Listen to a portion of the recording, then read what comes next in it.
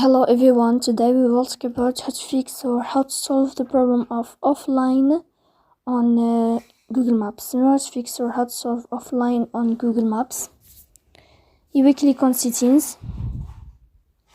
In this page you can click on apps, default apps, app settings. On above you can search about Google Maps and you will enter. Then you can click on first stop and you can click OK. After that you will enter to storage. Here you can click clear cache. Don't click clear data because that can delete your account.